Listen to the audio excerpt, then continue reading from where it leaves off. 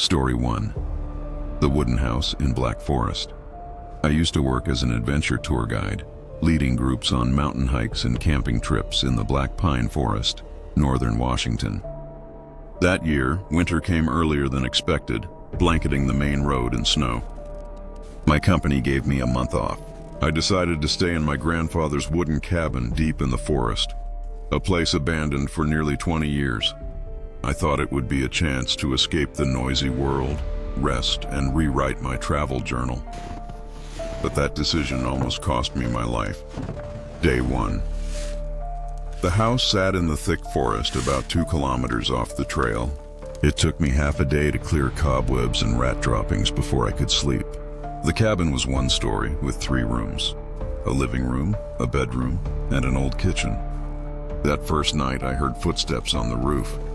But black bears and deer were common in these woods, so I wasn't too concerned. I lit the stove, sat down to write, and felt an unusual sense of peace. Day 2, I walked around the forest. Snow covered everything, but something felt off. Around the cabin, I found many footprints, smaller than an adult's, like a child's, but barefoot. I bent down to look closely. The prints stopped right at the window and vanished. I thought maybe snowfall covered the rest and ignored it. That night, while sleeping, I heard soft laughter outside the window.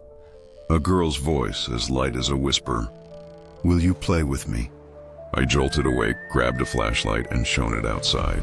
Only snow and silent trees greeted me. But on the glass, tiny handprints were pressed, icy cold. Day 3, I discovered a small hatch behind the kitchen, hidden by a rotten board. Inside were old toys, stuffed bears, dolls, and a rusty toy train. A scribbled note read, "If you're good, they'll let you play with us." I brought them all to the stove, thinking perhaps my grandfather left them. Around 2 a.m., I woke to the sound of the toy train moving on the wooden floor. I shone the light. The doll had sat upright, facing me. Day 4, I wanted to leave, but thick snow blocked the forest path. I had to wait until morning to call for help. That night, I sat by the stove, writing in my journal.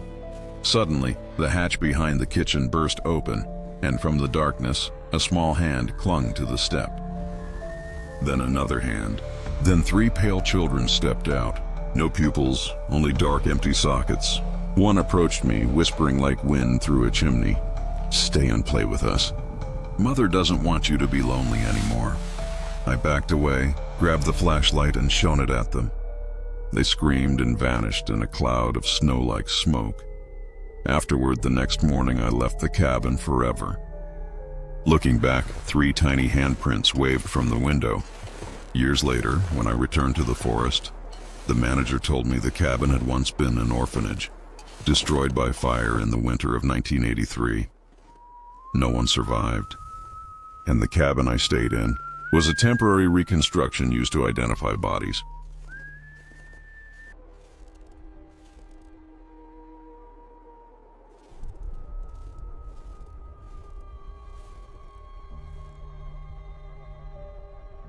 Story 2. Apartment 404 in the abandoned building. I'm a sound engineer, often hired to record ambient sounds for horror films.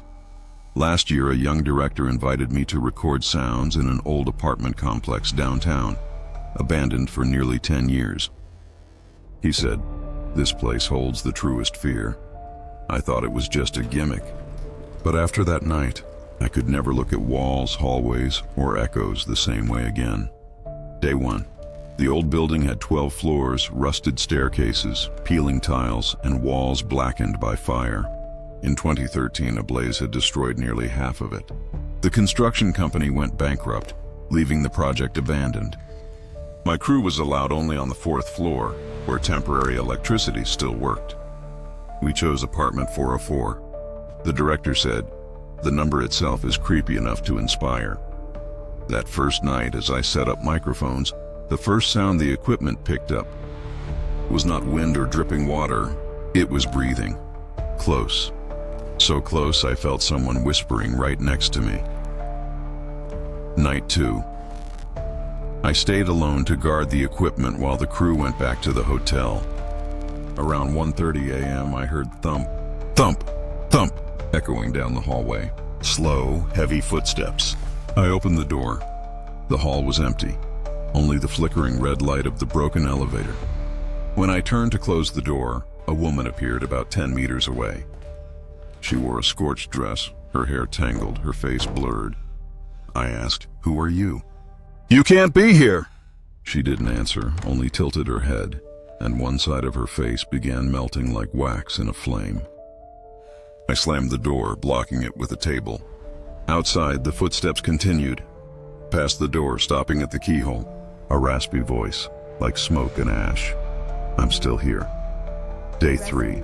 I reviewed the recording from the night before. No footsteps, no voice. Only my own, gasping, shouting, "Who are you?" Then my voice, deeper, echoed back, "I am you." I thought it was a technical glitch, but the director insisted on keeping the file. It's too real. That evening, I decided to leave the apartment. But when I reached the ground floor, the exit was locked from outside. No phone signal, and I heard the 4th floor speakers play my recording. Only this time, at the end, laughter was added. The next morning, when the rescue team arrived, they found only scorched recording equipment in apartment 404. No one was there. But in the last file recovered by police, a man's voice said, "I told you. Here, the sound is truest." No one ever found out who the director was. He vanished after payment under a false name. The building was sealed forever. But some say at night passing by you can still hear apartment 404 on the 4th floor. Footsteps, breathing, and sometimes your own voice echoing from within.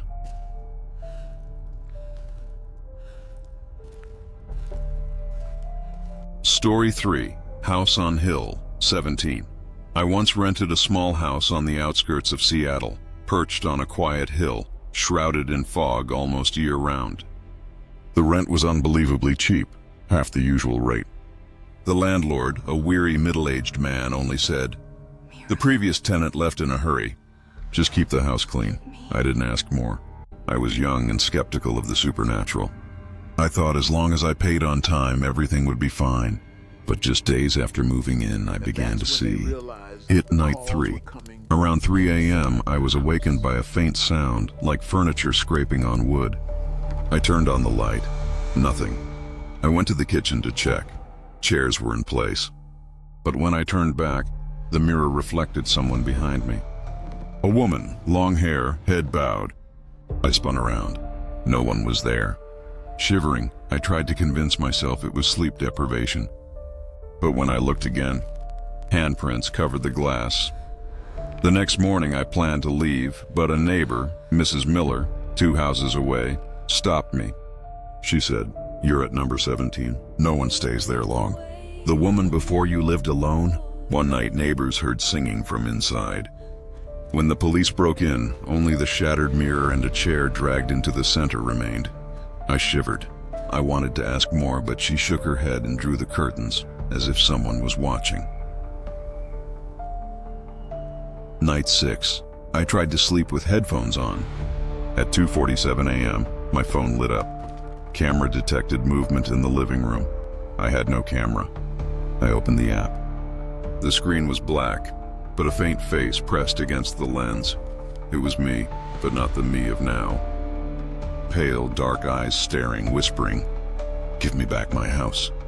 I threw the phone and ran outside. Next morning, the door was wide open and the only mirror in the room had vanished. 3 months later, police contacted me. They found a hidden basement under the kitchen floor. Inside were cracked old mirrors and a moldy journal. The last page scribbled, "Every time I looked into a mirror, I saw myself in another room."